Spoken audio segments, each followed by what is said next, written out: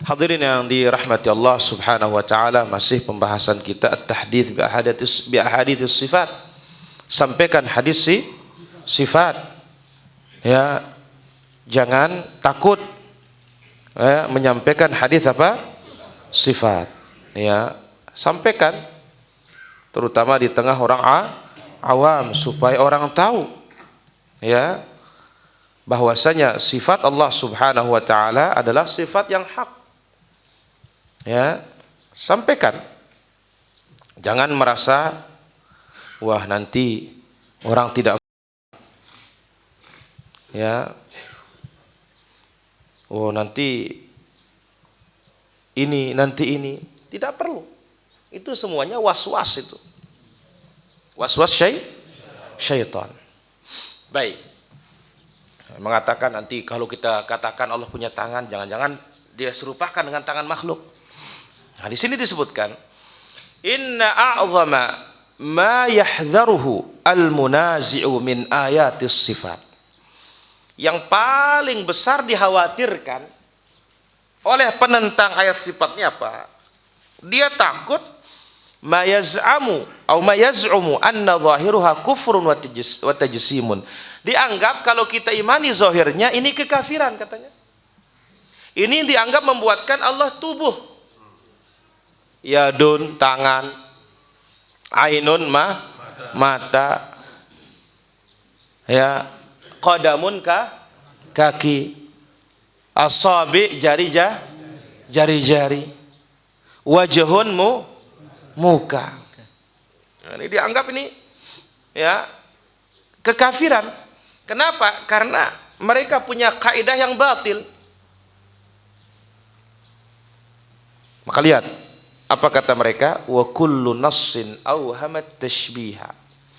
Semua dalil yang awhamat tashbih membuat orang berpikir ini akan serupa. Semua dalil yang orang memikirkannya akan serupa. Awilhu katanya. Hakikatnya harifhu. Palingkan maknanya. Au fawwidhu, atau serahkan maknanya kepada Allah. Ar-Rahmanu 'alal 'arsy istawa. Kita imani Ar-Rahman 'alal 'arsy istawa, tapi artinya serah kepada Allah. Ini batil. Ini namanya mazhabut tafwid. Ya, serahkan kepada Allah maknanya. Yang benar itu caranya serahkan kepada Allah, maknanya jelas di atas. Maknanya jelas tangan, tapi bagaimana bentuknya serahkan kepada yang punya. Warum tanziha, dan tujukan mensucikan Allah. Ini kata mereka dalam masalah asma was sifat. Kemudian juga mereka punya ucapan, itulah dia ya, mengimani zawahirun nusus, zahir dalil, kufrun, kekafiran kepada mereka. Subhanallah. Ya, kenapa kalau bab yang lain dipahami secara zahir saja? Zakat ya zakat, kenapa tidak dipalingkan? Ya. Salat, ruku, sujud, kenapa tidak dipalingkan? Oh, salat itu bukan ruku sujud. Dalam bab lain diimani nas hadits itu, nas ayat itu sesuai dengan maknanya. Tapi dalam asma wa sifat nggak berani dikasih makna. Karena dianggap apa? Menyerupakan Allah dengan makhluknya. Dianggap tajsim, membuatkan Allah badan. Kalau kita yang mengikuti dalil ini, apa kata ulama kita? Ya, amirruha kama ja'at bila kayf. Ay asbituha kama ja'at. Tetapkan sebagaimana datangnya, jangan ditanyakan caranya. Lihat kata Imam Abu Amr al-Auza'i, kunna was-sahabatu mutawafirun. Kami dan para sahabat masih banyak yang hidup. Ya, kita mengatakan Ar-Rahmanu 'alal 'arsy istawa, bahwasanya Allah di atas arsy. Baik. Jadi ini yang paling dikhawatirkan oleh orang-orang ketika membaca asma sifat itu, dianggap nanti orang awam berpikiran ya bahwasanya Allah itu ya punya berbentuk seperti berjisim, berbadan. Nah, ini adalah kekafiran kata mereka. Kaqaulihi wa ma qadarullaha haqqa qadrih, seperti firman Allah tentang apa? Wal ardu jami'an qabdatuhu yaumil qiyamah, bumi semua di genggamannya pada hari kiamat. Was samawati matwiyatun bi yaminih, 7 lapis langit dilipat dengan tangan kanannya. Demikian juga bal yadahu mabsutatan, kedua tangan Allah terbuka ya. Fa hal sami'a ahadan mimman yu'minu billahi wa rasul man an yaqra hadhihi wa tutla 'ala al-'ammah? Adakah seseorang ya ketika mendengar, atau adakah seorang yang beriman kepada Allah, beriman kepada Rasul, begitu mendengar ayat ini dia melarang orang membacanya ayat ini? Ada enggak? Enggak ada. Maka kita katakan ya demikian juga menyampaikan hadis-hadis sifat. Apa bedanya dengan ayat-ayat sifat? Toh juga hadis itu adalah wahyu dari siapa? Dari Allah Azza wa Jalla. Ini kata beliau. Naam. Wa qala in kutiba as-sahahu inna kutubas sihahi wa sunani hiya mustamilatu ala ahadits as-sifati hiya al-mustamilatu ala ahadits as-sifati bal buwiba fiha abwabun bal qad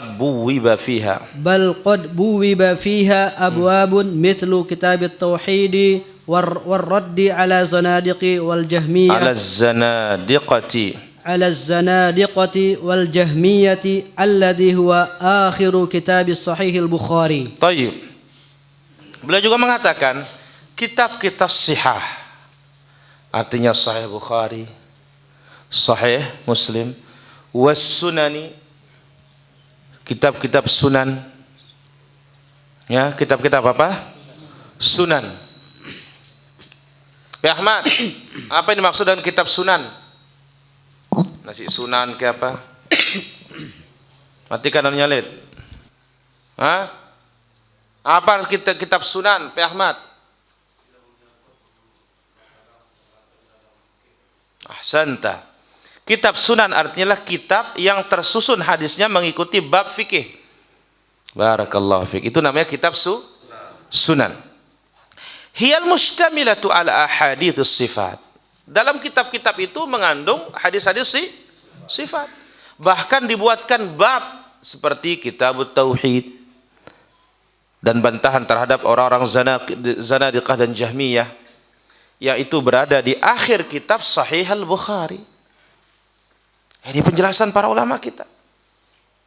Naam, iqra Bu Haris. Wa aidan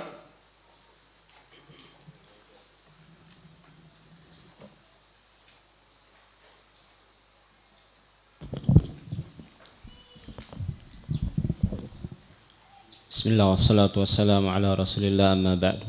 Qala al-muallif hafizahullah ta'ala وأيضا فهذه الأحاديث لما حدث بها الصحابة والتابعون ومن تبعهم من الخالفين هل كانوا يخفونها عن أمم المؤمنين ويتكاتمونها ويصونون بكتمانها أم كانوا يحدثون بها كما كانوا يحدثون ويوصون بكتمانها أم كانوا يحدثون بها كما كانوا يحدثون بسائر سنن رسول الله صلى الله عليه وسلم وإن نقل عن بعضهم أنه امتنع من رواية بعضها في بعض الأوقات فهذا كما قد كان هذا يمتنع عن رواية بعض أحاديث في الفقه والأحكام وبعض أحاديث القدر والأسماء والأحكام والوعيد وغير ذلك في بعض الأوقات ليس ذلك عنده مخصوصا بهذا الباب وهذا كان يفعله بعضهم ويخالفه فيه غيره وذلك لأنه قد يرى أن روايتها تضر بعض الناس في بعض الأوقات ويرى الآخر أن ذلك لا يضر بل ينفع فكان هذا مما قد يتنازعون فيه في بعض الأوقات فأما المنع من تبليغ عموم أحاديث الصفات لعموم الأمة فهذا ما ذهب إليه من يؤمن بالله واليوم الآخر وإنما هذا ونحوه رأي الخارجين الماركين من شريعة الإسلام كالرافضة والجهمية والحرورية ونحوهم وهو عادة أهل الأهواء قلت سيأتي في المبحث العاشر فصل في موقف المعتلة من أحاديث الصفات وتحريفهم لها وكراهتهم لسماعها وروايتها. Kemudian juga dikatakan hadis-hadis ini ketika disampaikan oleh para sahabat dan para tabi'in dan yang mengikuti mereka dari orang-orang belakangan, hal kanu yakhfawnaha an umumil mu'minin, apakah mereka menyembunyikan hadis sifat ini dari keumuman kaum mukminin? Wa yatakatamunaha, mereka saling menyembuh, wa yusuna bi kitmaniha, saling wasiatkan untuk disembunyikan. Ada enggak? Ataukah mereka menyampaikannya sebagaimana mereka menyampaikan hadis yang lain? Jawaban yang kedua, mereka menyampaikannya sebagaimana menyampaikan hadis-hadis yang lain.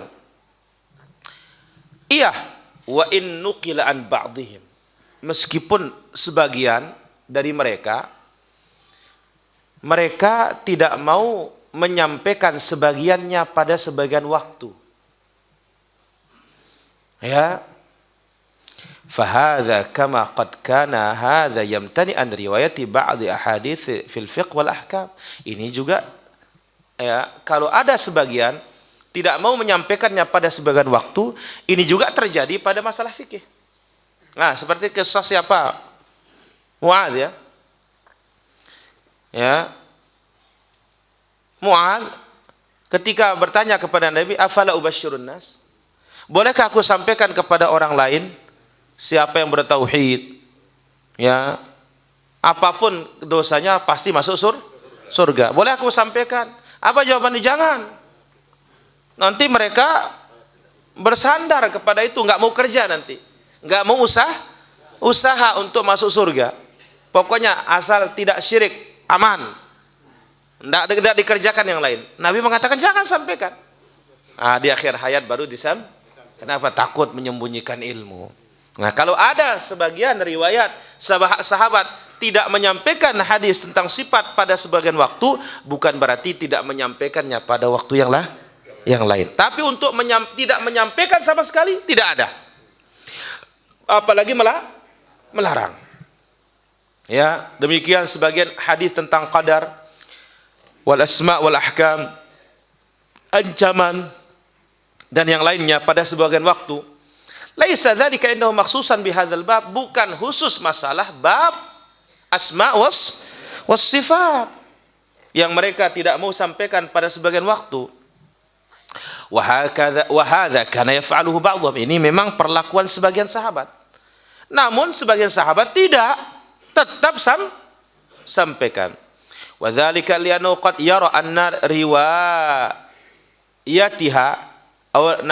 anna riwayataha tadurru ba'dun nas fi ba'dil awqat.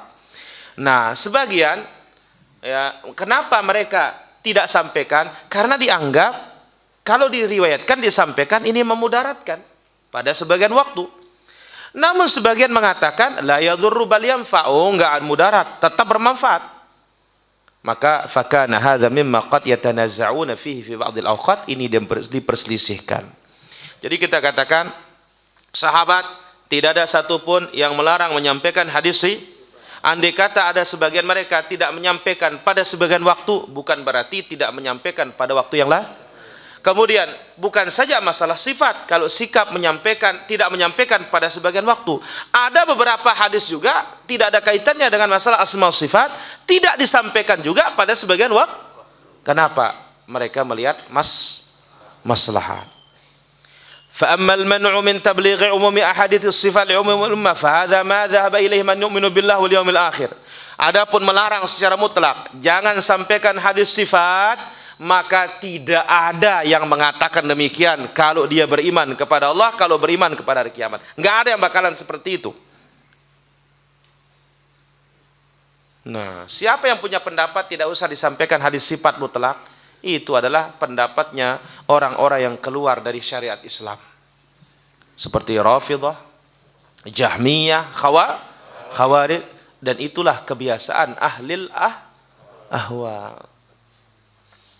Ya, takut kalau dibahas masalah sih, kenapa? Akan terbongkar nanti bahwasanya akidahnya salah.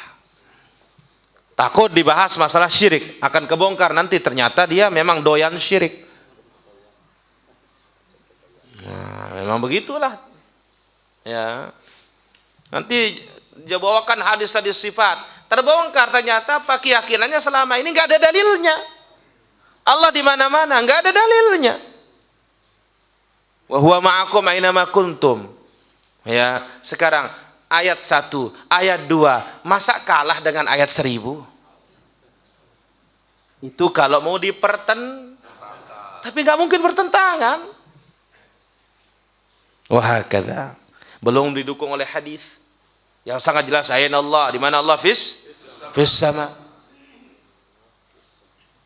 Belum lagi ucapan ya istri Nabi sallallahu alaihi wasallam Zainab, ya zawwajakunna likunna, kalian tuh dinikahkan oleh keluarga kalian, adapun aku yang menikahkan aku Allah dari atas 7 langit. Allah dari atas 7 langit. Ya. Hadis yang terang benderang kita mau tinggalkan. Nah, ini dia para jamaah. Qultu al-musannif mengatakan akan datang pembahasan yang ke-10, fasal sikap pengingkar sifat ya terhadap sifat-sifat Allah dan bagaimana mereka menyelewengkannya dan bagaimana kebencian mereka mendengar hadis-hadis sifat dan meriwayatkan hadis sifat.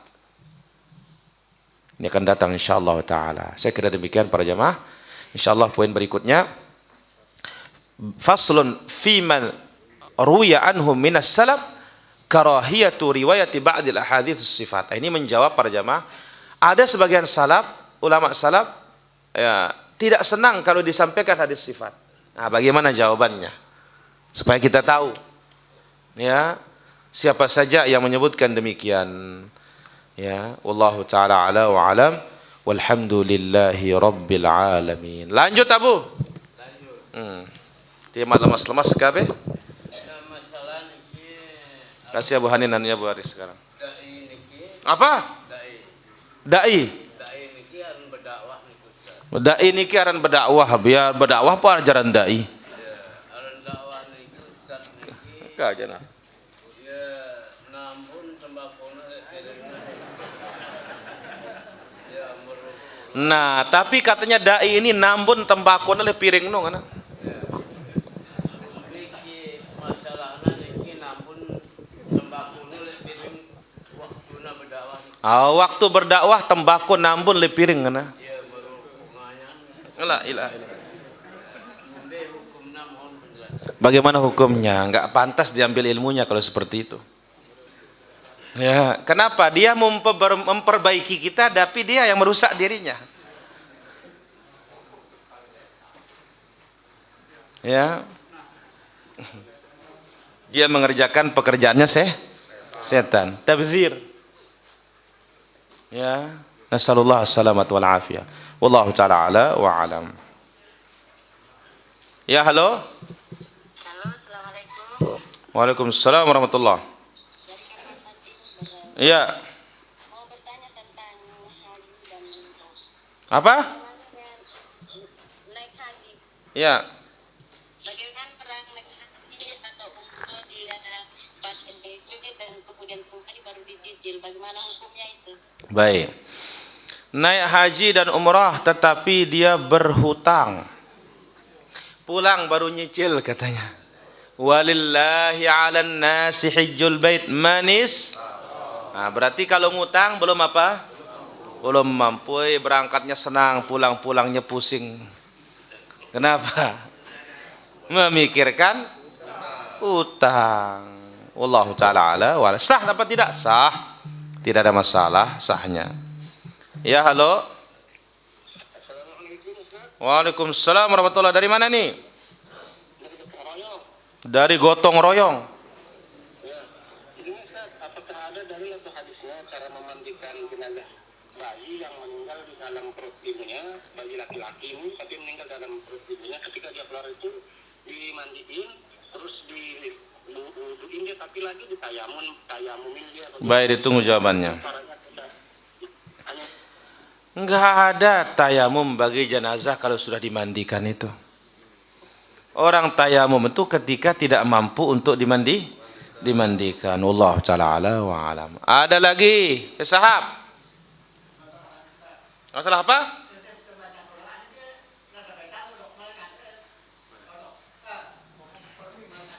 Apakah setiap kita baca Quran malaikat itu mendekatkan mulutnya ke mulut kita? Iya. Maka oleh karena itu jangan lupa siwak Nabi. Ya, hentikan siwak setan. Nah, kalau kita nggak pakai siwak nggak mau dia. Sekedar dekat-dekat sekitar saja. Tapi kalau pakai siwak masuk dia langsung.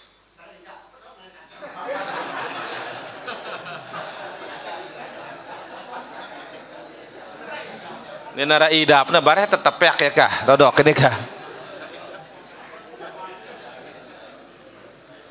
Oh, Abu Sahab. Abu Sahab ini model Lisa Bon Batu doang ini. Susah beriman tiba gaib Abu Sahab nih. Urung dia bertakwa Abu Sahab. Alif lam mim dzalikal kitabul la raiba fihi hudal lil muttaqin. Nomor 1, alladzina yu'minuna bil ghaib. Beriman kepada yang gaib.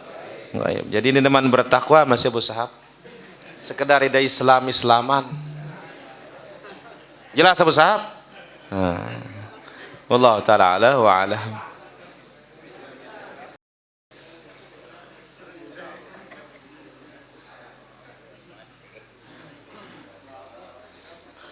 Baik, ada pertanyaan di sini para hadirin rahmatullah azza wa jalla. Assalamualaikum warahmatullahi wabarakatuh. Bagaimana hukum jika imam salat Jumat membatalkan takbir sampai 3 kali? La ilaha illallah. Apakah sah salat Jumatnya? Kalau dibatalkan takbirnya bagaimana musah salatnya? Karena ingat takbiratul ihram rukun. Nah, bagaimana sekarang ini dibatalkan? Ya kalau dibatalin bagaimana musah? Ya kan batal. Beda kalau yang wajib ketinggalan bisa diganti pakai apa? Ya. Adapun ini nomor 1 loh, rukun ini. Enggak akan sah selanjutnya kalau batal takbiratul ihramnya. Ya Allah ta'ala ala wa alam. Ya, halo. Waalaikumsalam warahmatullahi. Dari mana? dari Bandung, Ustaz. Dari Bandung, silakan. Begini Ustaz, saya selalu melihat orang di sini tapi tunanetra, dia suka minta-minta dengan ini Ustaz, dengan menggunakan murotal Al-Quran, itu bagaimana hukumnya Ustaz? Baik. Saya menegur tapi saya nggak punya ilmunya gitu Ustaz. Tidak boleh kita minta-minta menggunakan Al-Quran para jamaah. Lebih parah lagi menggunakan musik. Keliling drum band minta infak. La ilaha illallah. Quran dipakai ini nggak boleh karena Quran ini untuk Allah, bukan untuk cari infak, apalagi masuk kantong. Ya, wallahu ta'ala ala wa alam. Ada lagi pertanyaan? Ada lagi? Abu Patihin.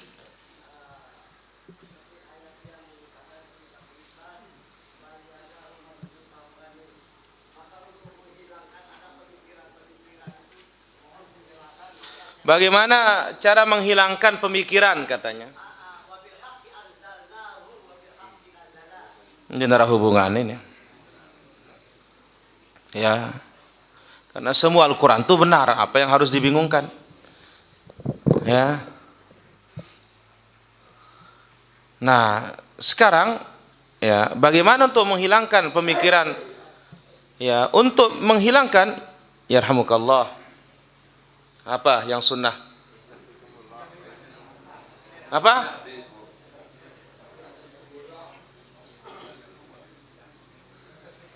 Ini pengaji malam ini. Bukan larak badak TP malen. Baik. Jadi kita katakan bahwasanya sebagaimana kata Nu'aim bin Hammad al-Khuzai, kullu ma wasafa Allah bihi nafsahu fahuwa laysa bitashbih. Apa yang Allah sifati dirinya tidak seru. Bagaimana menghilangkan keserupaan itu? Itulah ayatnya, laisa kamitslihi syai' wa huwas samiul basir. Ya, wallahu taala ala wa alam. Kemudian di samping itu, ya, pikirkan makhluk Allah, jangan pikirkan Allah Subhanahu wa taala. Dengan demikian baru kita bisa apa? Baru kita benar iman, bisa benar iman kita dalam tauhidul asma was sifat. Wallahu taala ala wa alam. Memikas ara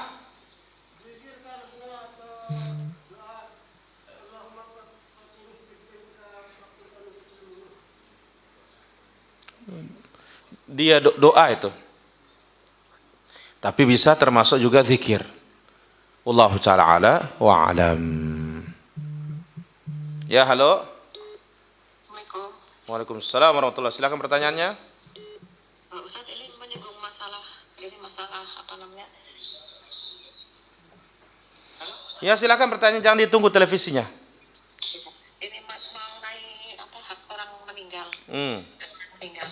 Apakah ada hak orang meninggal untuk memberikan 1/5 bagian dari hartanya yang akan diwariskan kepada ahli waris? Baik, tunggu jawabannya. Katanya ada ustaz yang mengatakan bahwa 1/5 bagian itu merupakan hak mayit, yang artinya seperti yang dilakukan seperti oleh sahabat-sahabat Rasul. Baik. Itu ada dalilnya tidak? Baik. Ya, halo. Halo, assalamualaikum. Waalaikumsalam warahmatullahi. Dari mana? Dari Sumatera Utara. Sumatera Utara. Silakan. Saya mau tanya Ustaz, ini adakah itu sholat syukur? Baik. Pengetahuan saya itu cuma adanya sujud syukur. Baik, ditunggu jawabannya. Iya. Pertama, apakah ada hak si mayit 1/5? Enggak ada. Kalau orang sudah mati, tamat sudah. Semuanya akan dibagi oleh ahli waris. Ya, wallahu taala ala wa alam. Adakah salat syukur? Enggak ada. Yang ada tuh sujud syukur. Wallahu taala ala wa alam. Ya, halo. Halo. Assalamualaikum. Waalaikumsalam warahmatullahi. Silakan pertanyaannya. Kalau orang minta sedekah, baru kadang kita dikasihkan bolehkah dilayani itu? Apabila kita layani, apakah kita tidak berdosa? Baik. Orang minta sedekah ini, kita katakan lihat keadaannya sekarang. Kalau itu menjadi pekerjaannya, tidak usah dikasih. Kalau memang dia ini sangat perlu, ya tidak ada masalah dan bukan jadi bisnis. Karena Nabi SAW bersabda, "Man sa'ala amwalan nasi takatsuran." Siapa meminta harta orang ingin memperkaya dirinya, jaa yaumal qiyamati wa laysa fi wajhi muz'at lahmin. Ya, kelak hari kiamat dia akan datang dalam keadaan muka tidak berdaging. Wallahu taala ala wa alam. Kami punya grup WA isi 30 orang. Tiap pekan satu orang baca 1 juz di rumah masing-masing. Hal tersebut dianggap khatam Al-Quran tiap pekan. Apakah tersebut menyelisih sunnah? Setiap pekan satu orang baca 1 juz. Enggak ada petunjuk seperti ini. Yang disuruh tuh baca dari Al-Fatihah sampai An-Nas masing-masing. Bukan satu orang 1 juz. Hatam sudah 30. Siapa yang hatam? Enggak ada yang hatam, 30-nya enggak ada yang hatam nih. Ya, 30-nya hanya dapat satu juz. Ya. Wallahu taala ala wa alam.